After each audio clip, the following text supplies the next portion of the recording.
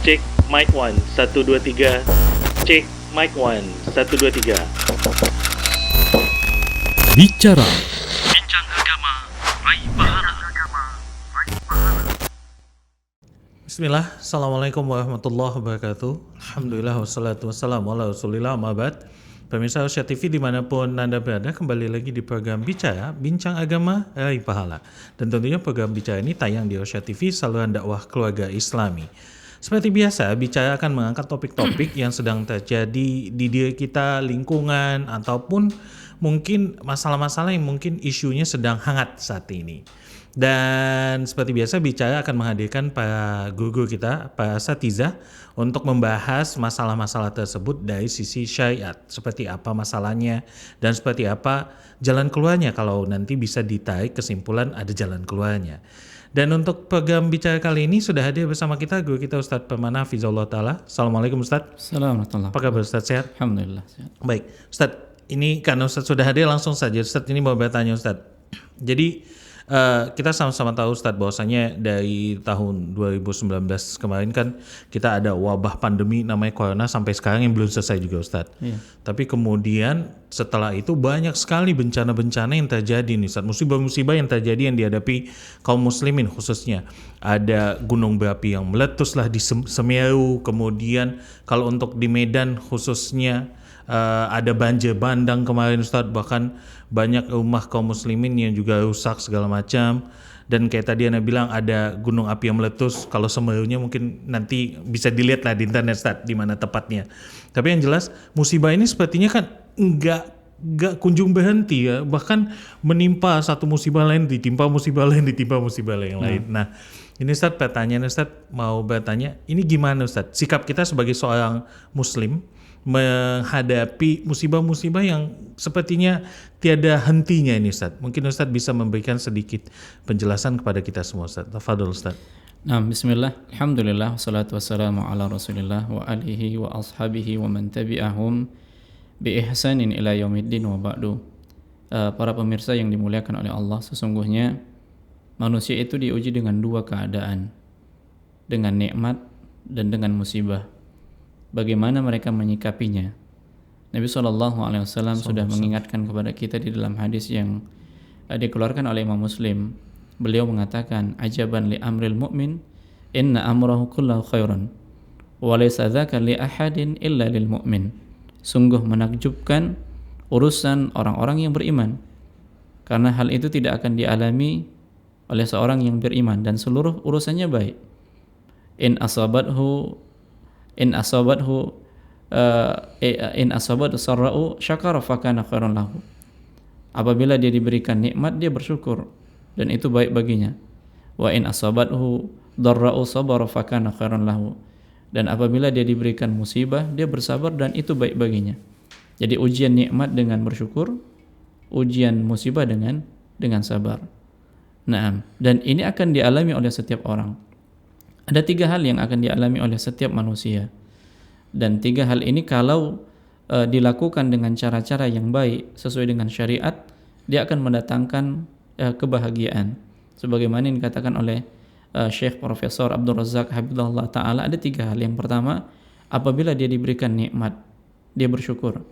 In un'ima alaihi ya syakara. Apabila dia diberikan nikmat, dia bersyukur. Kemudian apabila dia melakukan kemaksiatan, dia beristighfar, dan apabila diberikan musibah dia bersabar. Jadi ketiga hal ini pasti dialami oleh setiap orang.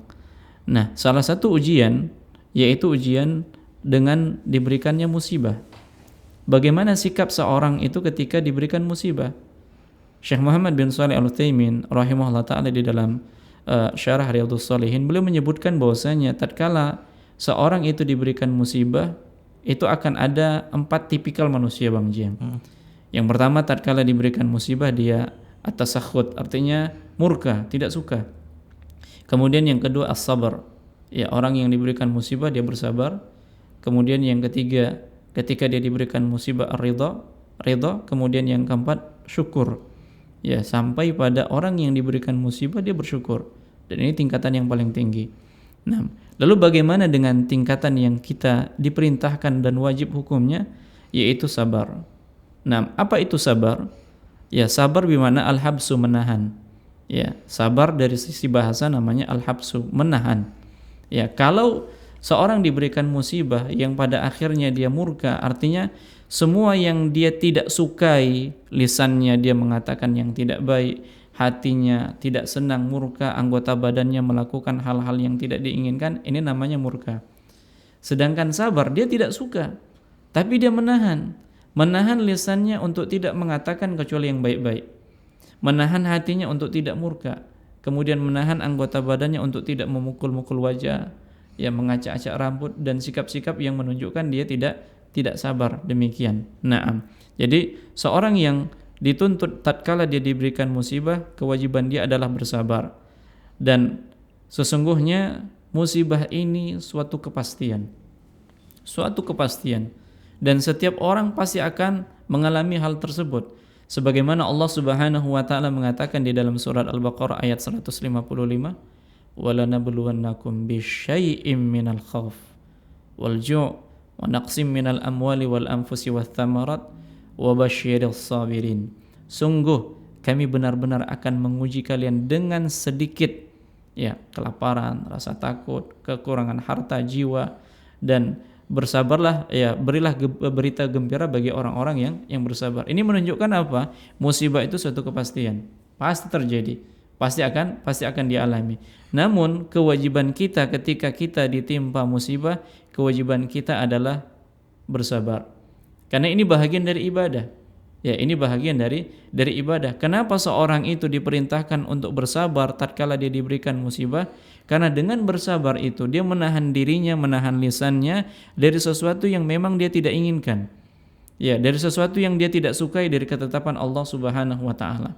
Nah, maka sabar ketika ditimpa musibah ini merupakan kewajiban. Kemudian, kapan kita harus bersabar? Kita harus bersabar tatkala musibah pertama kali datang. Ya, tatkala musibah itu datang pertama kali, maka di saat itulah kewajiban kita untuk bersabar. Nabi SAW pernah jalan bersama dengan Anas bin Malik dan melewati seorang wanita yang dia tengah menangisi kuburan anaknya. Anaknya sudah meninggal dunia. Nabi katakan, "Isbiri, sabar." Ya, si wanita ini tidak mengetahui bahwasanya yang menyampaikan untuk sabar itu adalah Rasulullah. Lalu dia mengatakan, "Sesungguhnya engkau tidak mengetahui apa yang aku rasakan." Akhirnya Nabi pun berlalu. Nah, setelah Nabi berlalu, maka Anas pun mengatakan, "Sungguh yang mengatakan barusan adalah Rasulullah." Maka wanita itu pun mendatangi Rasulullah SAW dan dia minta maaf karena ketidaktahuannya. Apa kata Nabi SAW? "Innas sabara fi sadamatil ula." Sesungguhnya sabar itu pada kali pertama ketika ditimpa musibah. Jadi yang dituntut dari kesabaran tatkala kita ditimpa musibah pertama kali, itu yang dituntut, karena itu berat, Bang Jian. Tapi kalau dia sudah sepekan, 2 pekan baru sabar, nah sudah berlalu masa-masa yang dia tidak suka, nah ini bukan seperti ini yang dituntut. Ya, yang dituntut itu pada kali pertama ketika dia ditimpa musibah, dan itu berat. Ya, dan itu berat. Nah, kemudian para pemirsa yang dimuliakan oleh Allah, bagaimana dengan sikap atau hukum orang-orang yang murka dengan musibah yang diberikan oleh Allah Subhanahu wa taala? Maka hukumnya haram. Ya, tidak diperbolehkan. Allah Subhanahu wa taala mengatakan di dalam surat Al-Hajj ayat yang ke-11, "Wa minan nasi may ya'budullaha 'ala harfin. In asabathu khairun itma'anna bih, wa in asabathu syarrun inqalaba 'ala wajhihi." Ya. "Wa in asabathum fitnatun inqalaba 'ala wajhihi." Allah Subhanahu wa taala mengatakan, ya, di antara manusia ada yang beribadah kepada Allah Subhanahu wa taala berada di tepi. Ya, artinya cari aman.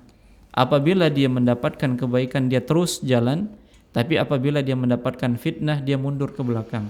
Artinya apa? Ketika dia diberikan musibah dia mundur, dia tidak lagi beribadah kepada Allah Subhanahu wa taala. Ini menunjukkan apa? Dia murka dengan sesuatu yang dia tidak ingin dicoba dari musibah-musibah.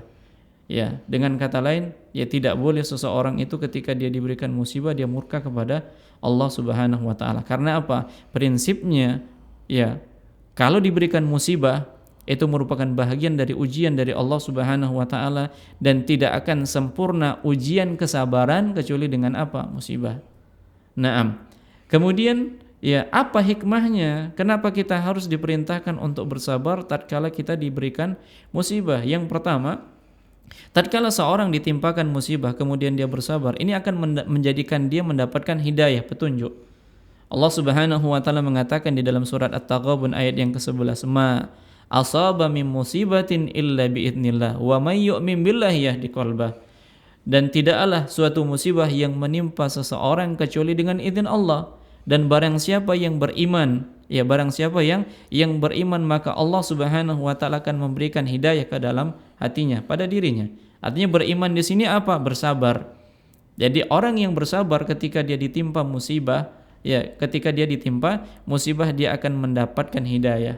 Sebagaimana ayat lanjutan dalam surat Al-Baqarah ayat 155, wa basyiril sabirin.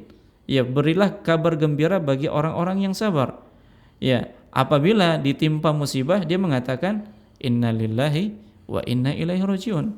Ulaika alaihim shalawatun min rabbihim wa ulaika humul muhtadun. Merekalah yang mendapatkan salawat dari Rabb mereka dan mereka pula lah yang mendapatkan petunjuk. Jadi orang yang bersabar ketika mereka ditimpa musibah, mereka mendapatkan petunjuk.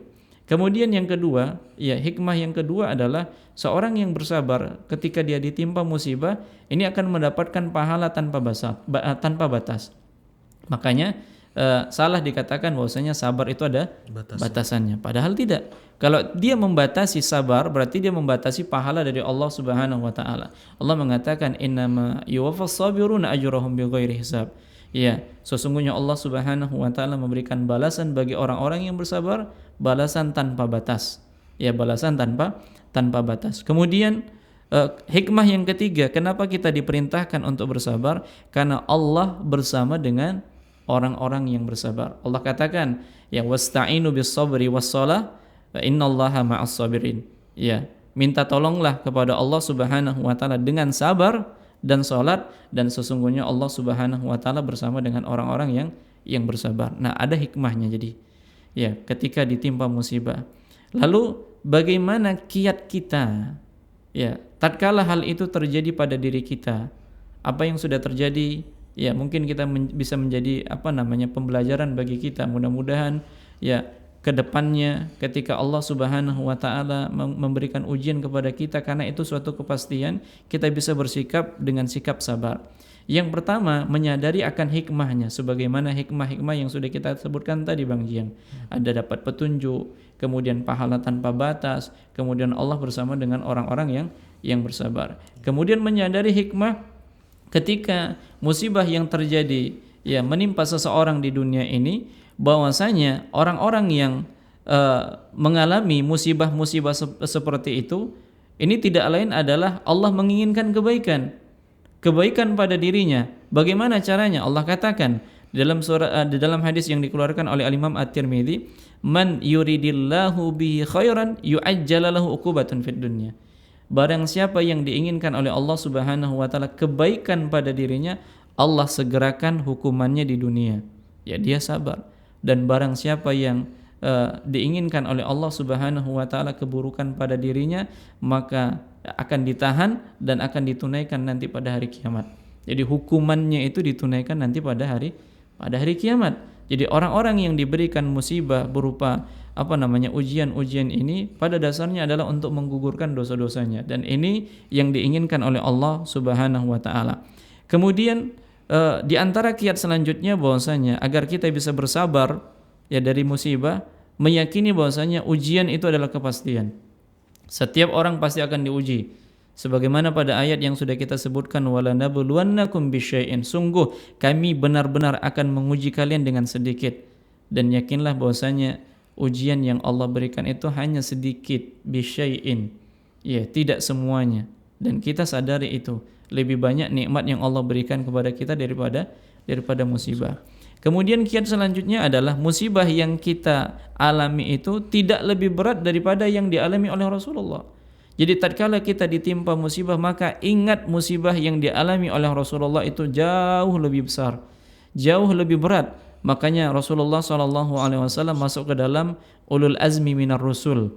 Ya, rasul-rasul para ulul azmi yang mendapatkan ujian berat, di antaranya adalah Nabi kita sallallahu alaihi wasallam. Diuji dari beliau masih di dalam kandungan, ya bapaknya meninggal dunia, kemudian ketika usianya 6 tahun ibunya meninggal dunia, lalu diasuh oleh kakeknya juga meninggal dunia, kemudian pada saat diasuh oleh pamannya, ya kemudian menikah dengan Khadijah, ya pamannya meninggal dunia, Khadijah meninggal dunia, seperti itu.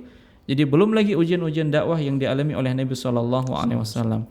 Nah, kemudian kiat selanjutnya adalah berdoa kepada Allah Subhanahu wa taala. Di antara doanya apa? Tatkala ditimpa musibah, tatkala kita diuji, maka doa yang diperintahkan adalah mengucapkan kalimat istirja. Ya inna lillahi wa inna ilaihi rajiun. Nah, demikian. Kemudian yang terakhir, kiat agar kita tetap bersabar, ya supaya kita bersabar dari musibah yang ada adalah meyakini bahwasanya musibah yang kita dapati itu disebabkan karena ulah tangan kita sendiri. Ali bin Abi Thalib mengatakan, "Ma nazala bala'un illa bidzanbin wala rufi'a illa bitaubatin." Tidaklah bala, hukuman, ujian itu turun kecuali karena dosa, dan tidaklah dia akan diangkat kecuali dengan bertobat kepada Allah Subhanahu wa taala. Fenomena yang terjadi, bencana alam yang terjadi di negara kita, di tanah air kita dan tempat-tempat yang lain, maka bisa jadi faktor yang menyebabkan itu semua adalah karena ulah tangan kita sendiri. Oleh karenanya, ya kembalilah kita kepada Allah Subhanahu wa taala agar Allah Subhanahu wa taala mengangkat musibah itu dari diri kita, khususnya dari tanah air kita dan dari negeri-negeri kaum muslimin. Naam, Allahu a'lam. Masya Allah, jazakallah ya Ustadz. Jadi intinya sabar Ustadz ya, karena banyak hikmah yang bisa kita dapat dari kesabaran menghadapi musibah. Nah. Gitu Ustadz ya. Masya Allah. Baik pemirsa Arsyad TV dimanapun Anda berada, dengan demikian berakhir sudah episode bicara kita kali ini. Kita tutup dengan doa kafaratul majlis. Subhanakallahumma bihamdik, asyhadu an la ilaha illa anta, astaghfiruka wa atubu ilaik. Assalamualaikum warahmatullahi wabarakatuh. Assalamualaikum.